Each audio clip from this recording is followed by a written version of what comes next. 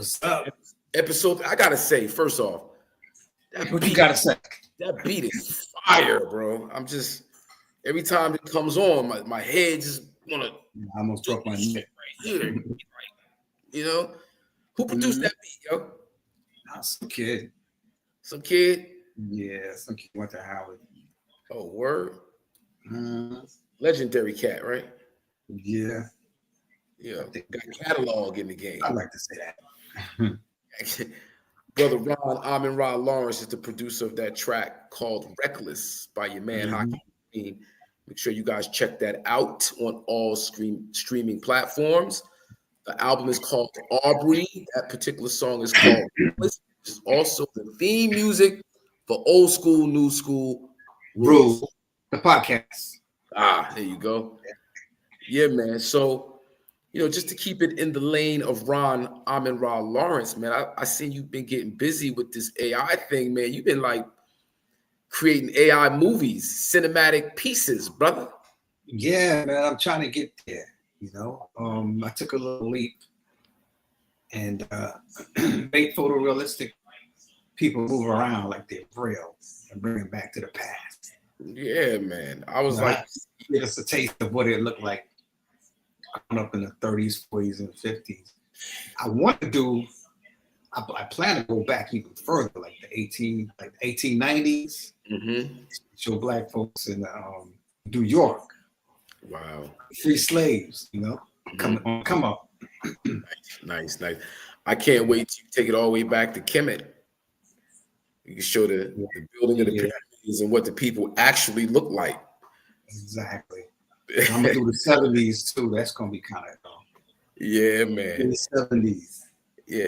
So how can people check out your work, man? See what you got going on. Let them know where they can find that.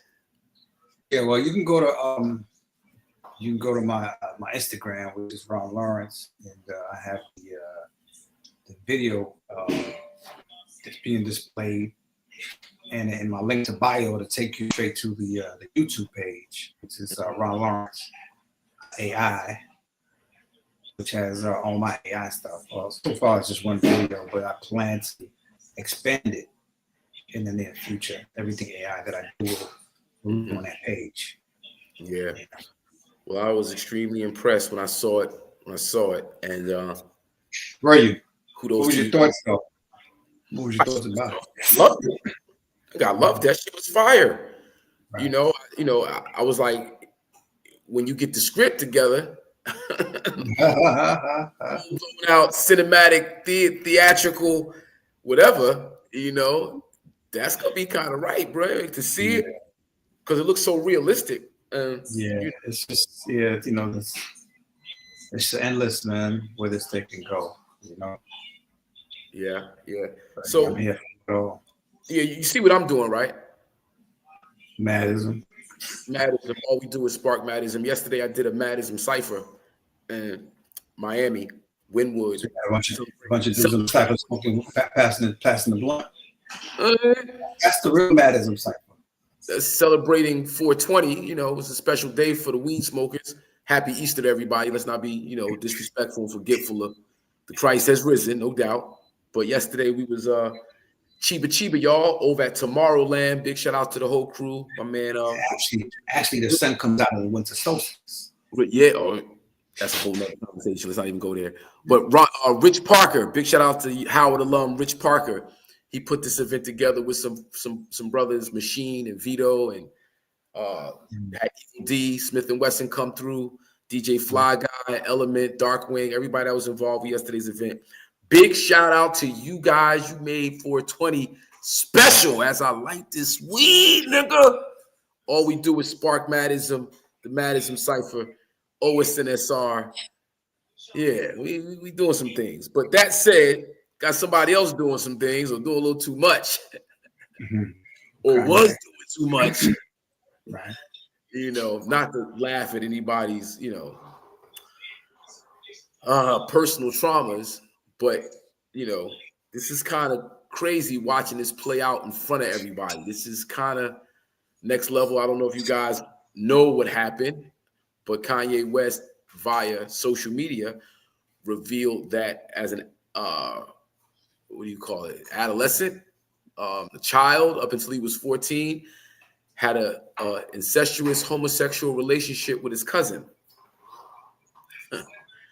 And why he felt the need to, actually, I do know why. He has a song in his upcoming album called Cousins, where I guess he discusses this interaction he had with his cousin in the song. So I guess he was revealing to the world, you know. Ron, what you think, brother? I'm trying to read up on it right now. Oh, you didn't know? No, I saw it, but I didn't know it was a guy. Yeah. So I got a text message from one of the producer legends that we've all come up with. I ain't gonna shout him out like that, but he sent me the link, and then I just saw Kanye. I saw this right here. Now, actually, I didn't see male cousin. I forget how it was framed, but I missed that part, male cousin. So I immediately called my boy and was like, yo, this is Kanye, his publicity stunt. We started talking about it, and I'm like, wait a minute. He said it was his male cousin. He said, yo, God, you didn't open up the fucking article I sent you? I was like, yo, I go back to the article, and then I see. Well, yeah, but the news doesn't say anything about a man. No, I'm just looking at Kanye. What's his breaking news? Yeah, but what is that coming from? I just want to. Is that TMZ? Is that TMZ? Like, where's that coming from? Well, that's TMZ. TMZ reported on it, and it's male cousin. Kanye says it in the tweet. Kanye tweeted this, and he reveals this in his own tweet. He goes, and this is him saying this is not word has it. No, this is Ye going, White Lotus ain't got nothing on me. And then he goes into the whole spiel about wow. Ooh, that's crazy. He caught on to his mom's porn collection, and she had homosexual porn in there. And their curiosity, the moms, yeah, their curiosity got piqued. And this song is called Cousins, about my cousin that's locked in jail for life for killing a pregnant lady a few years after I told him we wouldn't look at dirty magazines together anymore. The 47-year-old. Yeah, I see that. Yeah. Perhaps in my self-centered mess, I felt it was my fault that I showed him those dirty magazines when he was 6, and then we acted out what we saw, he continued.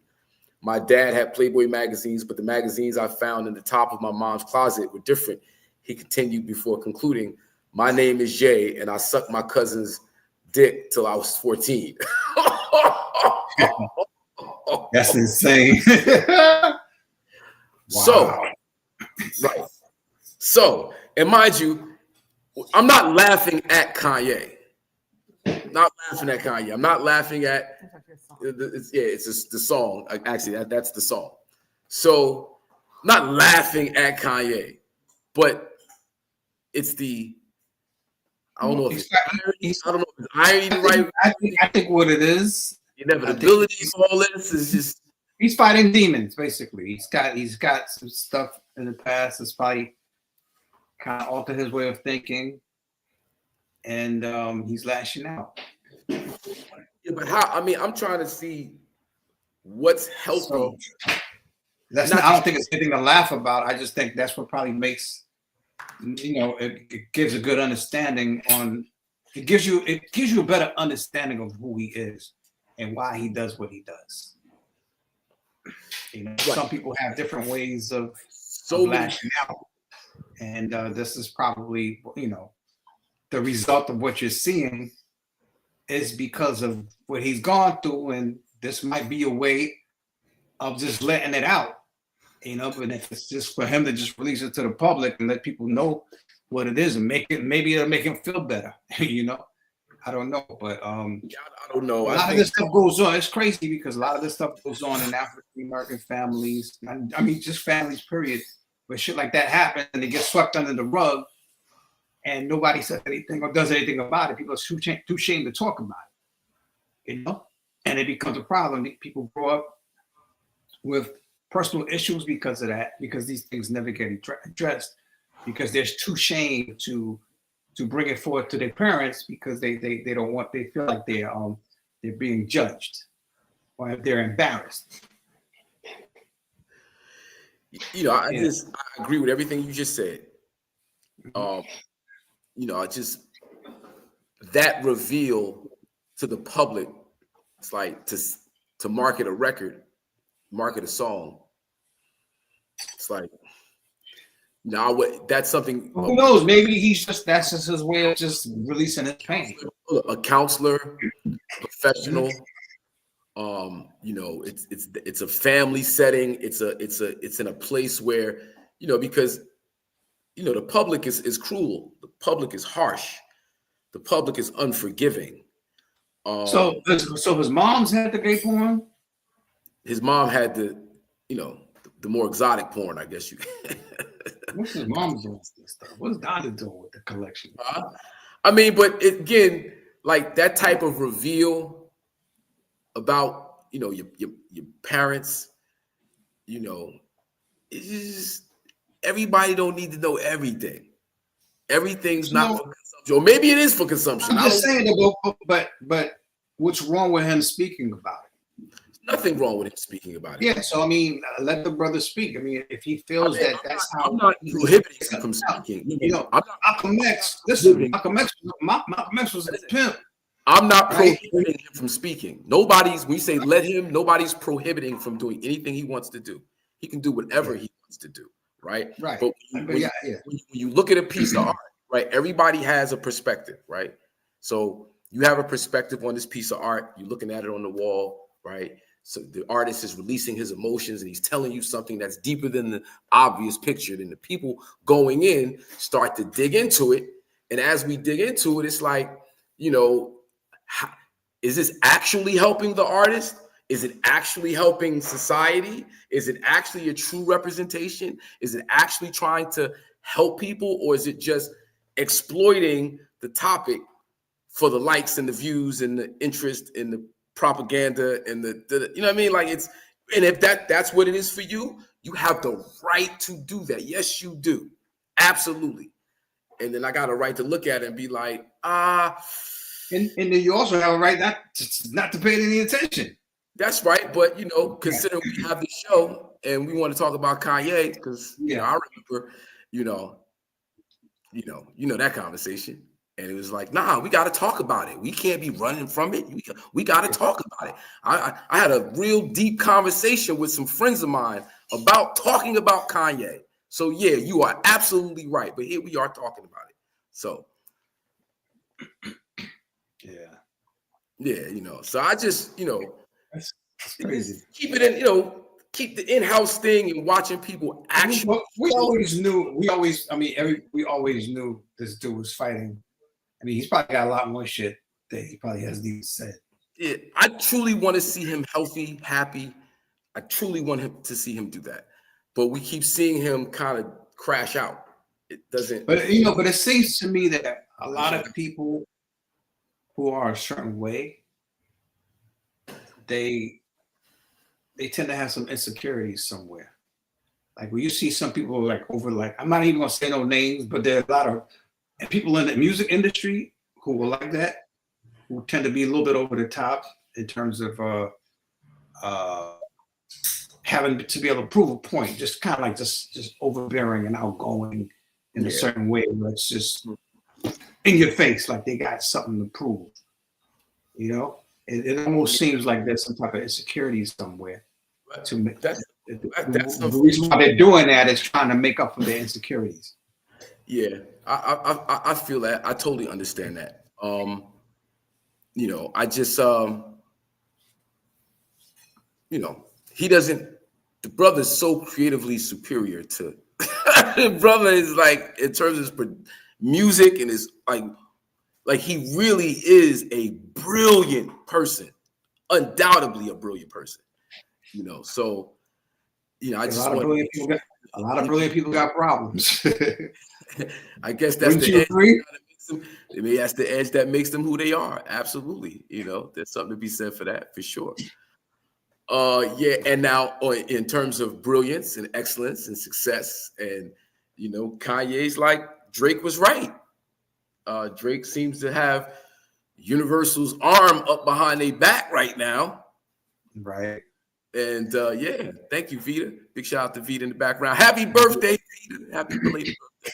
Well, let's see how this works out for him, because by him pinning Universal against the wall like that, this is kind of crazy, because this is really a historical moment for the music industry, because I don't think there's any artist that's ever gone this far. Mm-hmm. Right? Because they did offer him some bread, right? Mm-hmm. They offered him like 350 mil or something like that. I'm not sure if that was the number, but I heard that they offered him something and he turned it down. Yeah, it was so maybe he's looking for $1 billion. I don't know. But if they're coming to the table for some money, that means that they UMG, Drake, Kendrick situation, Super Bowl, Grammys. This shit was driving me, and you know where it should be driving me, but this is one of the biggest, if not, this is the biggest victory in music history right here. I'm never finna call Drake out of his name. I'm team Drake 100%, and team Kendrick, and team all of us. Like Kendrick need to be going at UMG at this point. This is what I said in my version of Like That. I said, Lucien, lifetime deal. Like, let's stop aiming all this at each other. That's all, like, bro, you have no idea. Everything is worth everything for a moment like this, where we stop going at each other and we go at the slave master.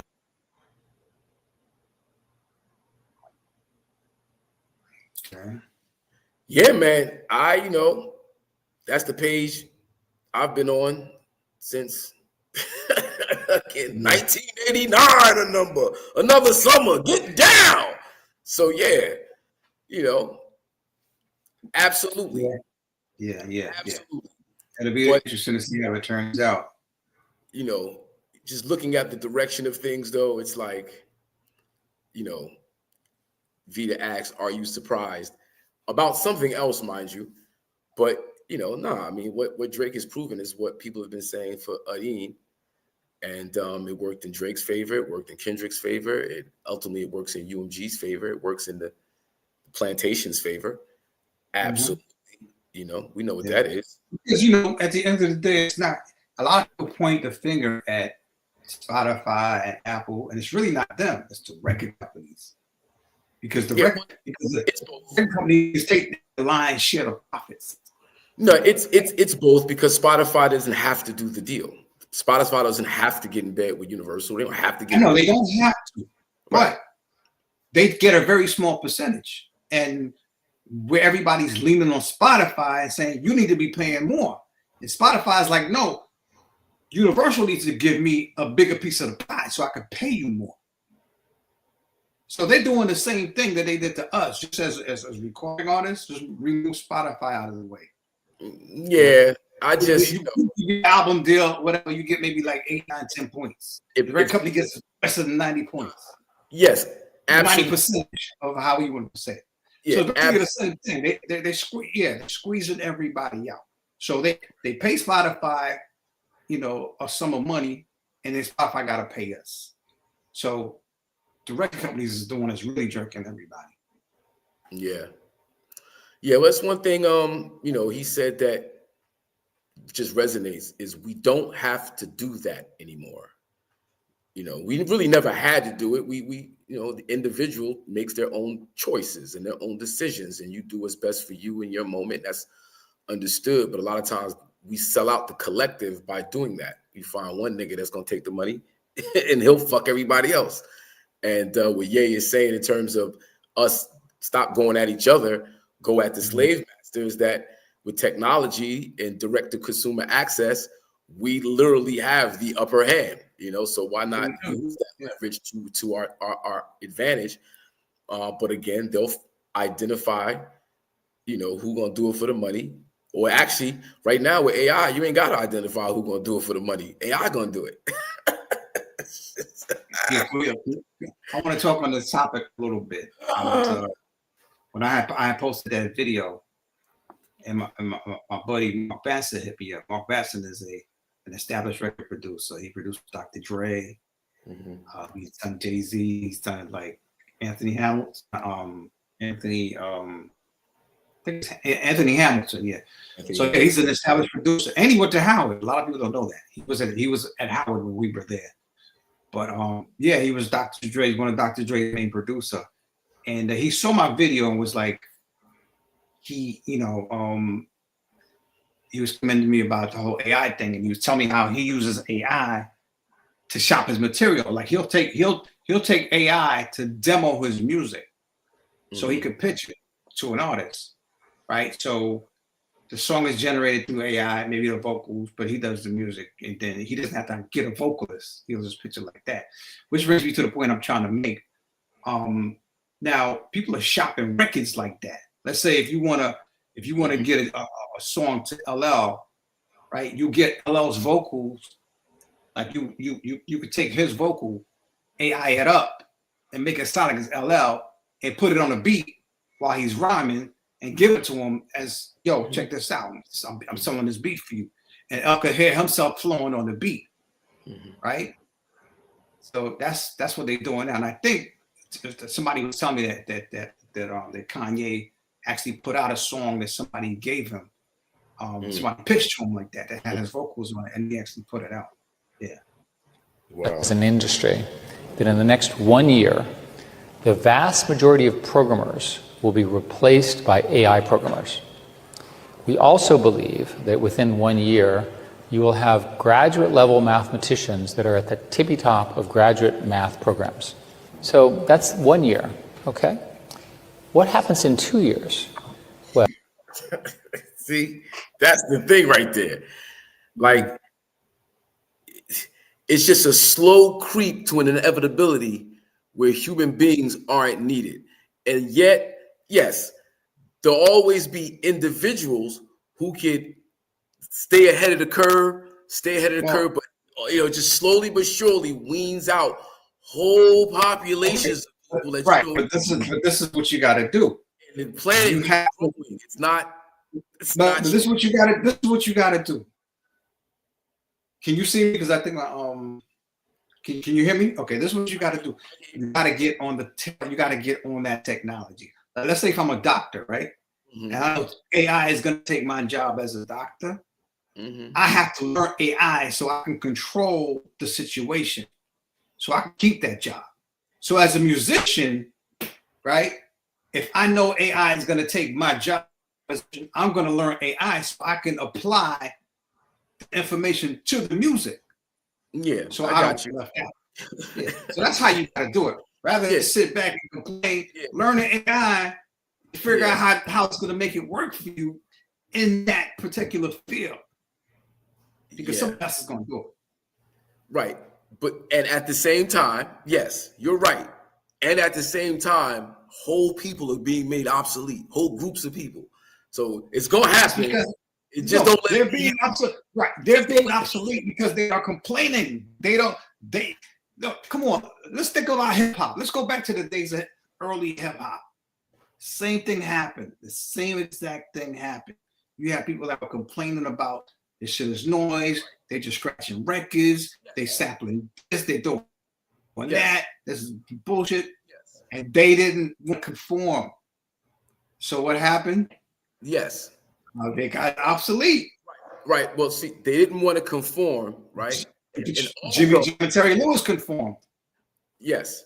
And also, right, they didn't organize themselves to protect themselves from an inevitability. The inevitability is technology is going to advance. And as technology advances, right, it's literally created to make things easier, quote unquote, more efficient, quote unquote, cheaper for the person paying for it. So if I don't need 100 people to do something, I only need 5 people to do something. You make sure you one of those 5 people. However, the inevitability is 95 people got to do something else. You're not going to do that. Exactly. So when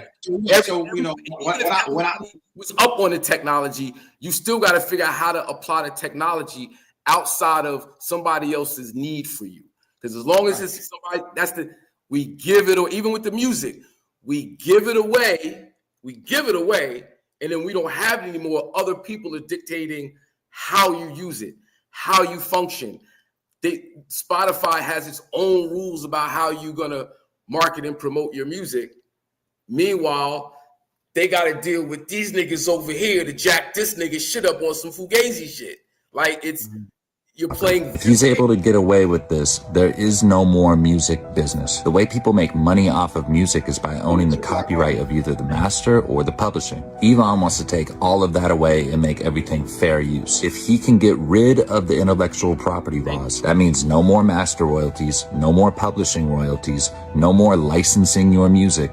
All the ways that you're able to make money off of your art would go away completely. Now you might be thinking, why would he want to do this? Well, because he owns a company called XAI, and that entire AI model has to be trained on other people's intellectual property. That means that he can freely train his AI on whatever he wants without having to worry about getting sued, taking money directly out of your pocket and putting it into his. I seriously can't believe that this is even getting talked about or getting considered online right now. We need to Oh shit! If that happens, the music industry is over. It's over already. It's been over. It's the music industry. No, if he takes away the right, if he takes away the publishing rights, yes, it's a slow creep to inevitability where one or a few people control and own everything. They own us.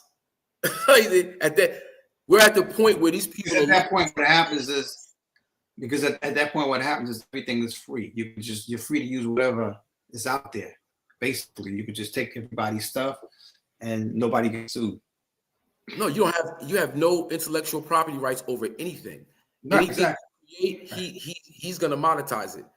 Right. But that's because technology is multiplying itself at light speed every single day, and no matter how much you try to keep up, the video before said that in 6 years, the supercomputer is going to be smarter than all human beings combined in 6 years. And that was like 2 years ago. So the inevitability is whoever controls that supercomputer, who gonna outthink that motherfucker? We better go to Africa somewhere right now and find the motherfucker who gonna outthink that shit. Cause that's where it's at. But anyway, it's crazy. Yeah. What up, Peter? What's next? As someone who makes a living off your IP, how do you feel about that? We're crushed. When Ron saw that video just now, he was like, "Oh, well." That's just Elon Musk talking. He ain't got nobody to do that shit. He's a billionaire, but that's Elon Musk. This nigga broke into the motherfucking Social Security offices and took everybody's shit already. That's because Trump let the nigga do that shit. Let him? What are you talking about? Let him? We gave him the keys. Everybody did. So how are you going to get the keys to everybody publishing and masters? How you going to do that? So how is he going to get the power to take everybody's publishing and masters? How does he do that? It's a slow creep. I'm not claiming to have the answer to that. All I'm saying is 10 years ago, somebody told you 2025 was going to be 2025. They'll never let that by. He'll never. Come on. That's not going to happen because the law says, the Constitution says, the amendment says, the data says he can't do that. And here we are. All that shit is being questioned. Not just black people, my dude. Everybody right now is the same. Yeah, you take it every same dude, huh? And he's the same dude that said they should pardon. What's the dude that killed George Floyd? Did he say that? Yeah. Right. So that's why I be perplexed about the conversation sometimes, is because it's like we're having shit about living in their world. And that's the whole key right there. Everything we do is in thinking is about existing in their world and not in our own world. We got to create our own world where it's our own mainframe, it's our own thing. And then we don't worry about that was the beauty of hip hop back in the day, mind you. It was our own thing. But that's a whole nother conversation. Another thing that's somebody else's thing. Luxury brands are getting exposed by Chinese factories. The hustle be on, son. Or made in France. Welcome to the real world. Now you see, those bags are made in China. China makes 80% of your designer bags. Who's the Chinese supplier behind Under Armour? Shenzhou International. Nike shoes from China to your country? Who are the suppliers behind Salomon, Timberland, New Balance, Adidas, Nike, la la la la? First, Baocheng Factory. It's not just calling them out. They're showing the world exactly where your $1,000 handbag or your $100 leggings are really being made. They're now offering you the same exact stuff, no middleman, no markup. Wow. We always knew that though. You knew that though, right? I mean, it made sense, but I didn't. I always knew that. Yeah, they're all. I mean, it's all made in China. You know, you hear it, but it doesn't stick like that. Even Ye said that back in the day. All got the same factories. Yeah. Right. Yeah, everybody. Yeah, that to me that was old news, but it was good to see them put it out there.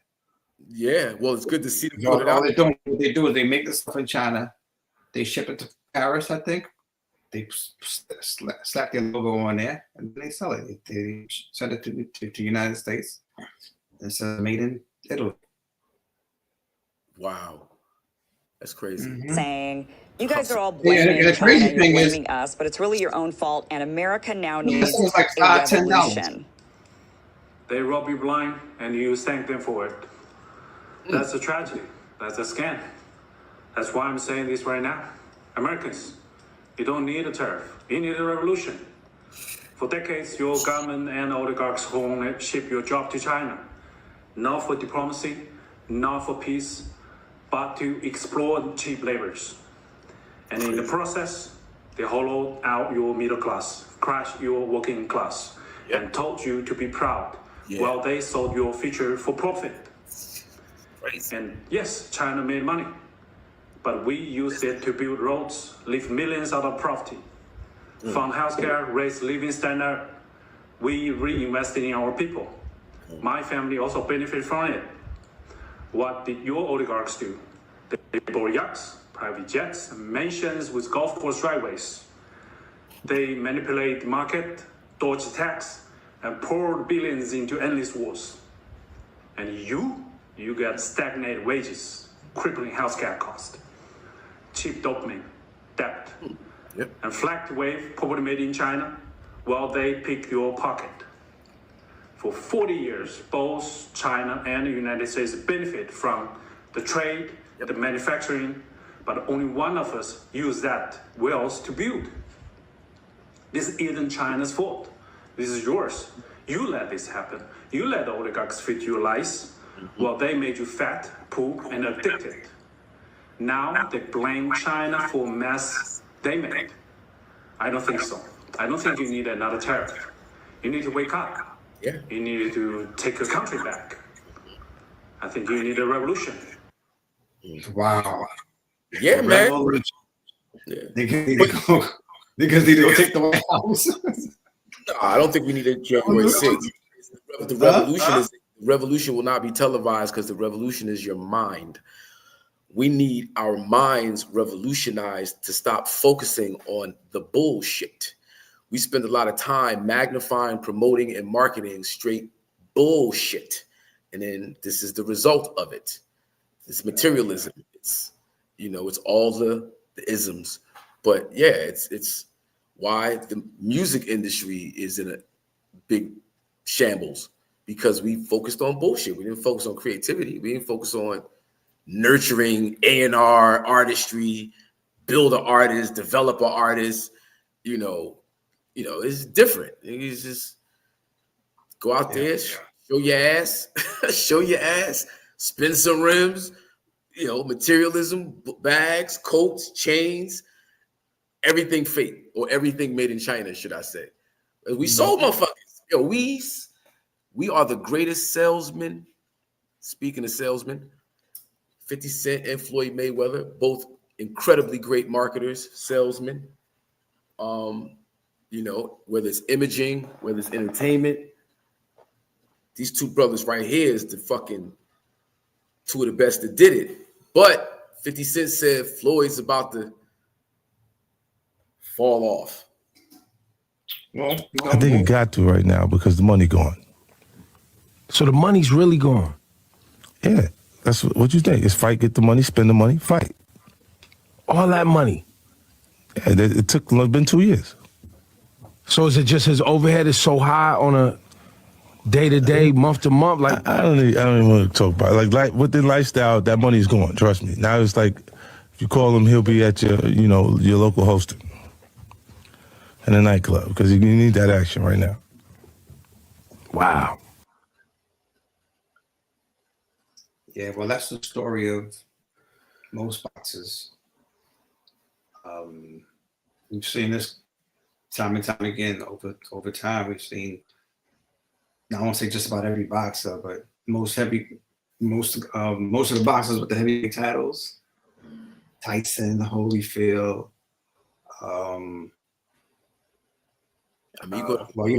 Ali was lucky because of his name, his brand, his life. That's what happens when you stand for something. Leon Spinks, all those guys, man, they get that money and they live a bigger lifestyle. The money's gone, and that's it, right? Mm-hmm. But it's that lavish lifestyle. I mean, this nigga got like 50 cars, man.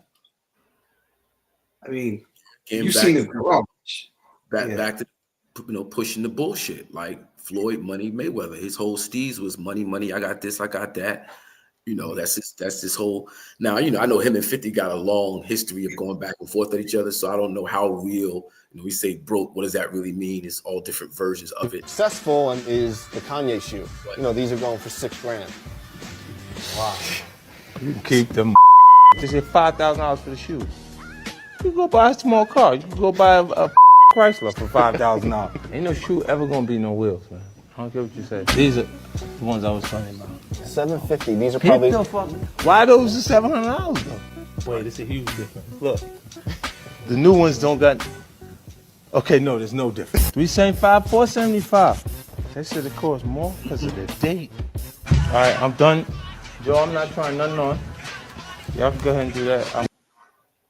Wow. Yeah. So, as a lesson. Again, I don't know how true it is though, because him and 50 be going back and forth. 50 just need a reason he at you. So Exactly. Yeah. But I mean, for most boxers, I would think most boxers, like we've seen in the past, they go back in the ring. At 50 years old, they're fighting again because they need that money. They gotta maintain that lifestyle. Yeah. Well, let me ask you the difference in mentality, because 50 is cut from a different cloth in that, he doesn't rely on his raps to make his, to make his machine go. He's got the film company, he's putting out movies, TV shows, a classic, it's one of the best stories I think that hip hop has produced. He's you don't expect that from somebody who comes from where he comes from in his story, and he just kind of exceeded all that. But he has that way of thinking.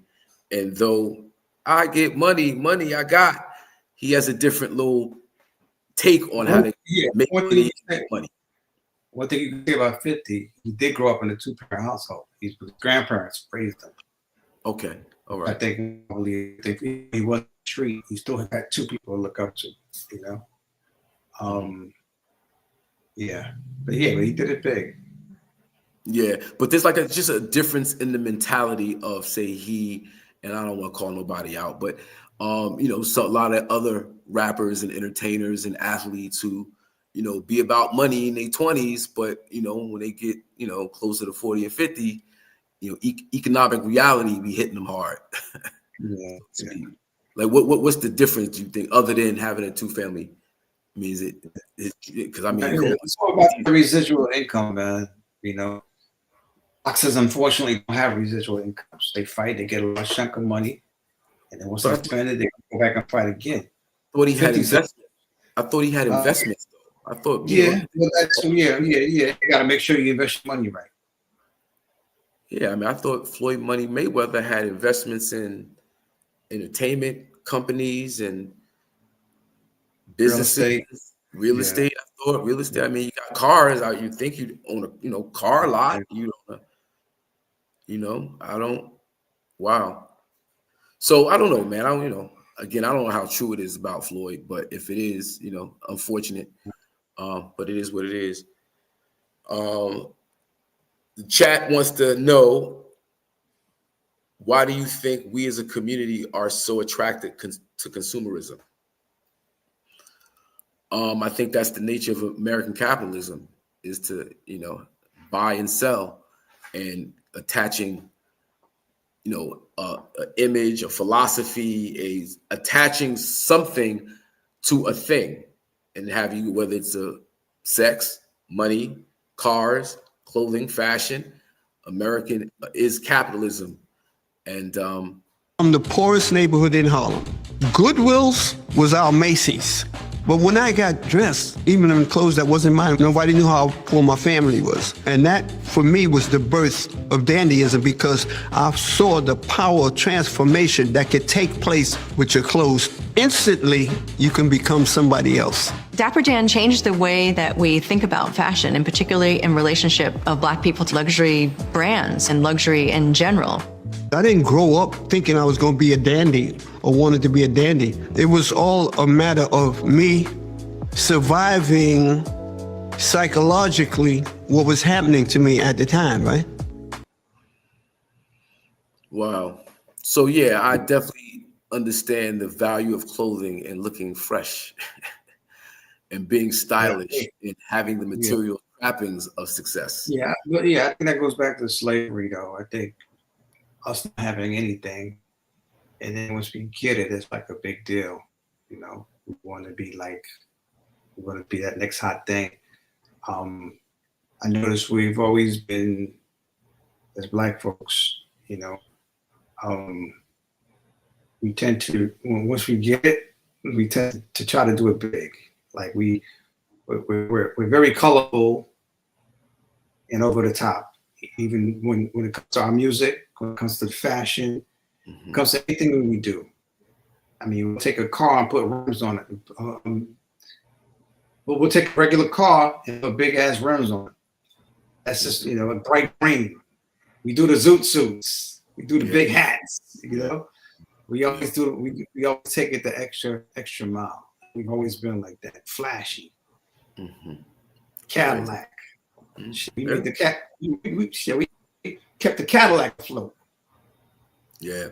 You saw Django, right? Yeah. When Django put on the flashy attire, he looked like that's what you're gonna wear, like that's what you're gonna put on. And it's just that feeling of being regal and bright, shiny. Other slaves look at this nigga like, who the fuck is this nigga? Like, and he's like, nah, I'm not one of y'all niggas. I'm something else. I'm not one of these niggas. But you know what? And that's what made hip hop so popular, because we were so over the top with the fashion. We were extra. That if you look at the 80s hip hop, the way we dressed, it was just like in your face. We had the big glasses, the big gazelles with sometimes we would knock the frames out. You got the big ass Adidas with the fat laces. Everything was just loud. Yeah. The big gold chain. Everything was big this, big that. Right? So that's just how we did it, man. Our shit was always loud. Okay. That's what made it colorful, and that's what made it art. Okay. So we look at that, right? And we look at how we create through fashion, so to speak, like fashion, right? And what we like. We definitely are the trendsetters. Everybody's looking at us in terms of what are Black people doing, young Black urban, what are they doing? What's their shit, right? Okay.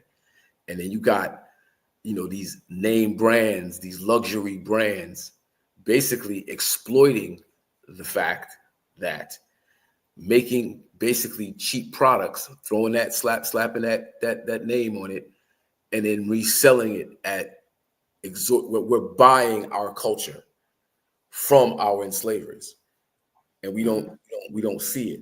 You got a basically what J.D. Vance called them, the peasants in China.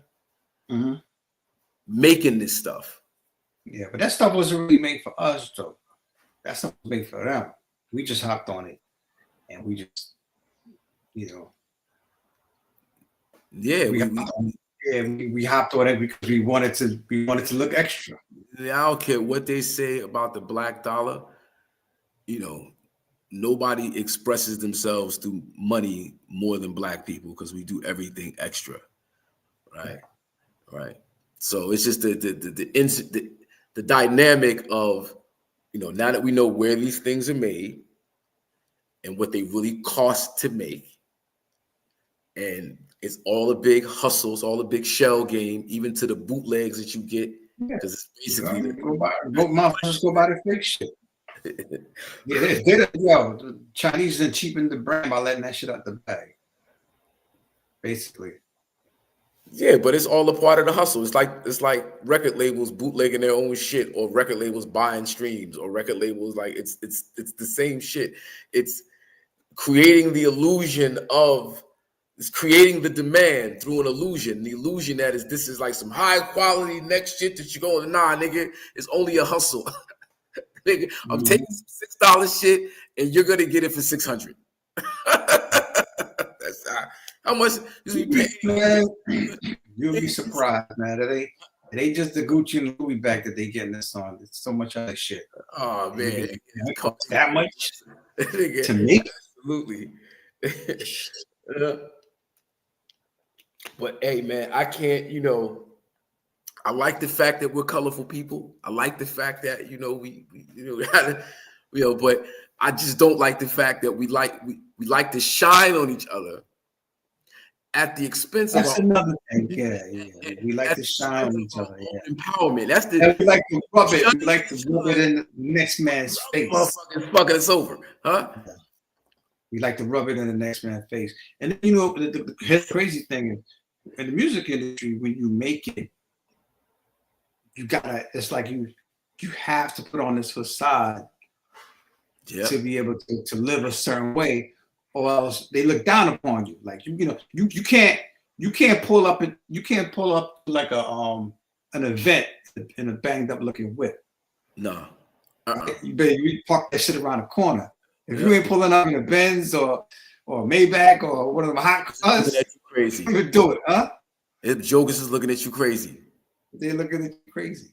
Yeah. You know? So I mean, and the industry, you know, I wasn't really a part of that, but you know, you had your little, you come into the game with your starter kit, you got the rope chain, you got the stallion chain, you know what I'm saying? Costume. So yeah, so that's like you know, when you were a rapper, you get that deal. That's the first thing you went and got. You got to get the chain with the medallion and the 3-finger ring or whatever. You know, yeah, you get the pens or something. I was with you two early. I like buck the system. I was always, you know, I can't afford that shit. I ain't robbing nobody. I ain't selling no drugs. I ain't sticking nobody up. Would I need to be running around looking like not me? You know what I mean? Nah. And the problem is that when you got the jury, then you had to get bodyguards. So now you got to walk around bodyguards. Niggas was getting their shit. Some of your favorite rappers of all time have gotten extorted for their jewelry. Yeah. I don't need those problems. I'm good. I'm good. That's that. I gotta shine on you. Oh, word? That's how you, oh, word? Nah, nigga, I'm about to get your shit, nigga. What? And you got this whole shit over a thing. I'm good. The best shine at social media.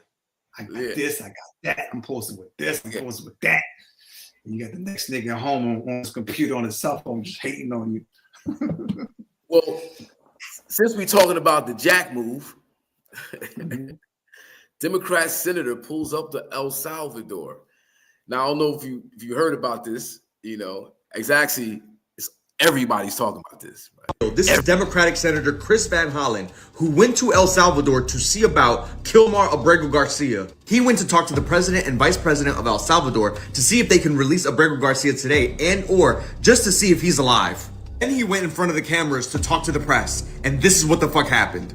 And our Attorney General Pam Bondi and the Vice President of the United States are lying when they say that Abrego Garcia has been charged with a crime or is part of MS-13. That is a lie. And this is a lie to cover up what they did. They illegally abducted Mr. Abrego Garcia from Maryland and sent him to SICA, which is a notorious prison here in El Salvador. In fact, it's a prison where they say they send the worst of the worst, right? That's where they send the terrorists. Now, the courts of the United States have said there's no evidence to support the charge that he's part of MS-13. So I asked the vice president whether or not El Salvador has any evidence that he's part of MS-13. Do they? And the government of El Salvador has no evidence that he was part of MS-13. Why is El Salvador continuing to hold him in SICA? And his answer was that the Trump administration is paying El Salvador, the government of El Salvador, to keep him in SICA. Which again, the U.S. is paying $6 million of taxpayer dollars for this prison, but it doesn't stop there. And I pointed out that neither the government of El Salvador nor the Trump administration has presented evidence to support the claim that he's committed any kind of criminal act. And so Hey, you know, the Supreme Court told Trump, you gotta go get that man. And Trump is kind of thumbing his nose at the system. You got Republicans now calling for the Supreme Court to be dissolved. You got Chris Holland, Robert Garcia, Maxwell Frost, Representative Maxine Dexter, Representative Yasemin Ansari, 5 senators who went to go to, or 5 lawmakers, excuse me, who went to go see the situation down in El Salvador concerning Mr. Garcia. I don't know, man. This means so much, not just for immigrants, but American citizens. And it's a thing where, you know, again, it's an inevitable. You keep moving the goalpost to a place that, you know, first we do it to the immigrant population, then we do it to, you know, people born immigrants. Like, it's just, you keep moving. So you made a post yesterday about the people, they were sending those people to El Salvador. I think you had compared it to slavery, right? Yes. Yeah, I did. Yeah. And somebody said, well, you can't compare that to slavery because those are criminals. People don't understand. Like, what do you say about that? We were prisoners of war. We weren't slaves. We were prisoners of war. Prisoners of war are criminals. So when we came over here as prisoners of war, when our ancestors came over here, they were illegal. They had no rights because they were illegal as prisoners of war. We think of ourselves as slaves. We weren't slaves. We were free people who were enslaved as a result of being prisoners of war. You see what I'm saying? Like we look at it. But the history of slavery, it started off as that. They started off as criminals, but then boom. That didn't last long. That didn't. Then it was just like, well, we're going to Africa. We just snatching Africans. You know, it began that way. But once they were selling criminals for profit. Once you take away somebody's, once you take away somebody's human rights, it's an inevitable. Like, it's an inevitability. This is where you're headed. You're headed to being less than human. Human rights, like you have human rights because you're a human.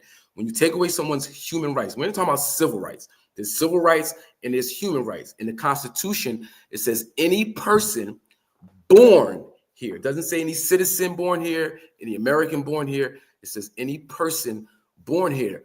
That's because people come into our world with human rights. When you take away somebody's human rights and when you target groups of people, and you say that they are less than, they are not afforded the same rights as you, that when you create, it's just you on your way to what was 400 or 500 years ago.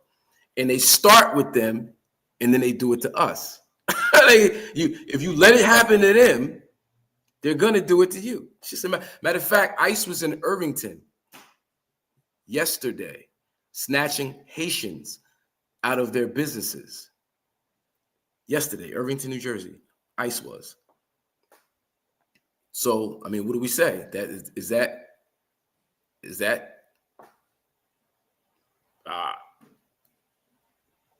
know what I mean? It's a matter of time before it's everybody. And then when it's everybody, if one person doesn't have human rights, nobody has human rights. That's the scary part. Mr. Garcia was not afforded due process.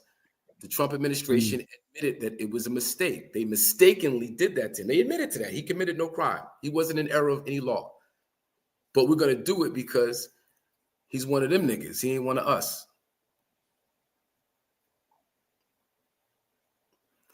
And they said I forget the number total of individuals who were rounded up and sent to El Salvador. Like 75% of them don't have criminal records. So it's like you're afforded due process like if you're a human being, we give you the respect of having a hearing, a fair trial.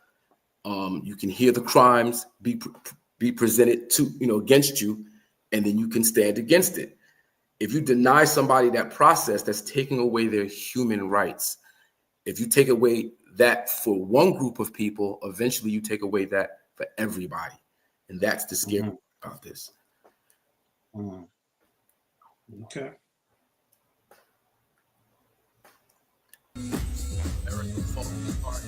Black people learning. That's the thing about our people.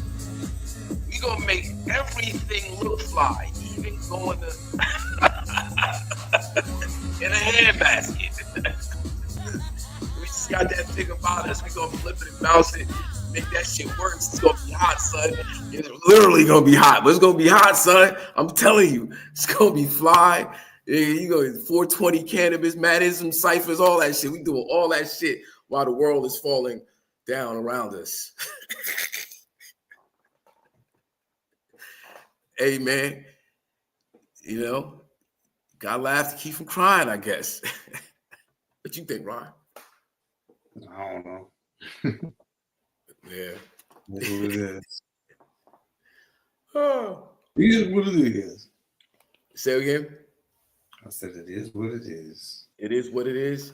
Oh, nah, man. It's old school, new school rules. Old school, new school rules. That's old school, new school rules, Hakim. Yeah, man.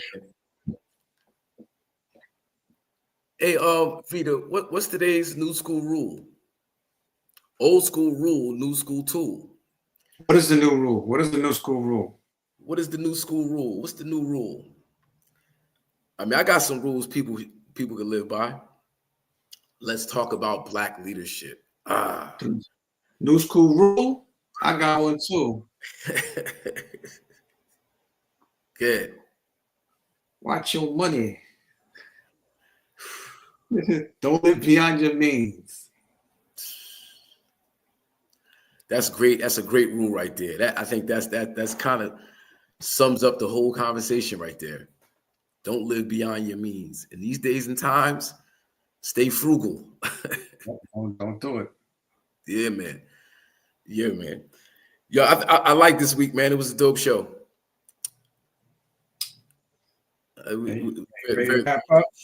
Very dope show. We just need to let people know to check us out on OSNSR.com. Go to the podcast. Always got some old school and always got some new school news. Yeah. We bring it here every Monday. Don't miss, because we always have something interesting to talk about.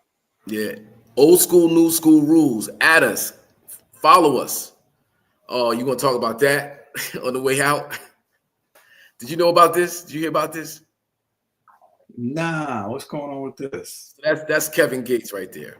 What's going on with Shannon Sharp too? What's the deal with that? Oh man, that's a whole nother thing. So all right, let's just discuss this right here. We got Kevin Gates, LeBron, and Savannah James, and so Kevin Gates said that he was disappointed in Savannah James because she didn't look at LeBron like these white chicks be looking at LeBron. Basically, that's cold-blooded, yo. That's cold-blooded. Yeah, but LeBron and Savannah, they got back, showed a nice picture of them, the two of them looking at each other. You could tell they in love. I don't know what motherfuckers is talking about. Savannah be holding LeBron down to the udding, and you could tell he loves her and his family. He puts her on a pedestal. It's good to see them rock out. Yes. So they shot back. said something about peasants, kings don't respond to peasants, da da da da da. And then Kevin Gates, he went back and said some more other shit. So it's a little friction between Kevin Gates and LeBron and Savannah. But I hope it all kind of settles out in the end, and it's all love. Because I fucks with Kevin Gates, I fucks with LeBron and Savannah. So I'm straight. What's up, man? You good? I'm straight. I'm the one smoking.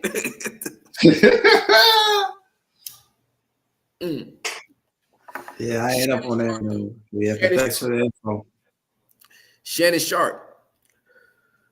Yeah, I just seen the feed. I don't know much about that either, but I saw that somebody suing them for like 30, 50 million or something like that. Some sexual abuse or something. So word on the street is Shannon just got a new media deal worth like 100 million. And that announcement was made last week. So somebody said I'm going to get half of that. So, and they're being represented by Tony Busby. Yo, he still at it? Oh, hey, that's an extortion deal right there. Got bills to pay. Tony Busby will not stop. Tony Busby will not stop. He got bills to pay. So yeah, that's what's going on with Shannon Sharp. Wish him the best, man. The shakedown is crazy. Shakedown is real. It's just crazy. He already Shannon Sharp released a tweet that she sent him about it's crazy shit. $25,000 on each cheek or some shit like that. What the tweet say? Oh man, it was like no, she DM'd him, not tweeted him. She DM'd him about putting $25,000 on each ass cheek or some shit like that. For that, or she want to have his kid and some shit. Like Uncle Shay ain't playing around. Like nigga, receipts, nigga, here, take that. Yeah. Al Sharpton and Target. Wow, how we go from that to that? Well, I rock with it. So, man, when this first dropped, I was getting text from some friends of mine about the conversations between Al Sharpton and Target. Target basically has been losing $12 million a day in African American revenue. We spend $12 million a day, Ron, in Target, or what? We were spending that. And then when, shit went left with the DEI initiative, black people said, and Target's like, all right, we good. What you need us to do? Uncle Al, come help us. What you think about that? I don't know. Wrong messenger, maybe. I don't know about Al right now. No. He's on MSNBC. What is he? Is he an activist or is he a news commentator? I mean, he's a person who engages when there's a conversation to engage with. I mean, who else would there be other than Al? I mean, there's some other folks that people said, what about Ben Crump? You got what's my guy? Need some new leaders, bro. I mean, we need some new leaders. But it's not you can't just go, who's the new leader? I'm saying we just need somebody new. We just need, like, these guys ain't doing nothing for us. Who is the new leadership? That's the question. So apparently, after the George Floyd, uprisings, there were all these DEI initiatives and promises made. Namely, Target promised to invest $2 billion in African American business relations, just put it that way. And that was supposed to begin December 2025. So when Trump came in, it's like, we ain't doing that shit. They ain't doing that shit. Niggas break left. What you got next, Vita? Yeah, it still shows how out of touch they are because Al was the wrong person. But the wrong person to do what is my question. Like, what's with the wrong person that we don't know what Al's doing, what the conversation was. I don't know what was being said. Like, there was a promise of $2 billion to African American business. Okay, was it to revisit that conversation? Is it to get something different? The whole shit about leadership. I mean, at the end of the day, leaders lead, you know, and us needing new leadership. That's like, okay, who's that person or who's that group or what are we doing to even move in that direction? Hakim Green, you be the new leader. I said, Hakim Green, I nominate you. Let's go. No, well, it's you know, thank you, Ron. I appreciate that. But it's people working in their space. You're a leader too, my guy. Like, we're all leaders, and as we organize more effectively, the the impact of leadership is then felt, because it's really not the leadership, it's the people that drive it. It's always the people. It's never the leader. It's never the head. The head is just the face of some shit, and that's when we get cut off, because you chop the head and then the body dies, and then we back to square one, as opposed to us investing in each other, uplifting each other, and then collectively, what's in the best interest of everybody. And you democratically, I think that's the best way to do it, because that's like, okay, it's 100 people here. If 60 people say this is the way we need to go, that's the majority of the people. That's the mass of the people. We got to do it. But the thing is, though, I get it. I understand that, but but how many people are behind? How many people are behind Sharpton, though? That's real willing to, put that fire. Say, yo, let's go. Let's do this. Well, okay.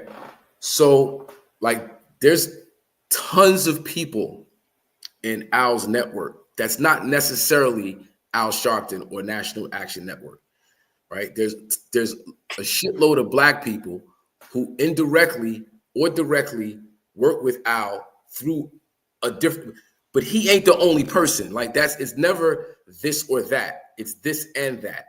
Like, so all of these different people doing what they do, and then us supporting them as they do what they do in their lane. We kind of, even if, like, it's not just Al, it's lawyers, it's accountants, hopefully many of them with Black faces. So, and they have a network of people that span across all different types of, it's not he's not doing it for us, bro. So who is? I mean, who is then? I mean, I don't know that we don't have anyone, but he's definitely not doing it for us. I don't think that it's about him being the one. It's not about him being the one. It's not about him being the one. It's about, the conversation itself. Like, okay. Yeah, I get it. I get it. There's always going to be the conversation. I get it. Yeah. I mean, who else has that conversation? I don't know. I'm asking. We're in bad shape right now. I don't know. Okay, Hakim, please give new and lead up out. Okay, give your socials. All right, so listen, this is old school, new school rules. OSNSR, OSNSR.com, old school, new school rules at IG. Follow us, hit us up. It's my guy, Ron Lawrence. And that's my guy, Hakim Green. And together we are old school, new school rules. The podcast. Yeah. My guy. All right.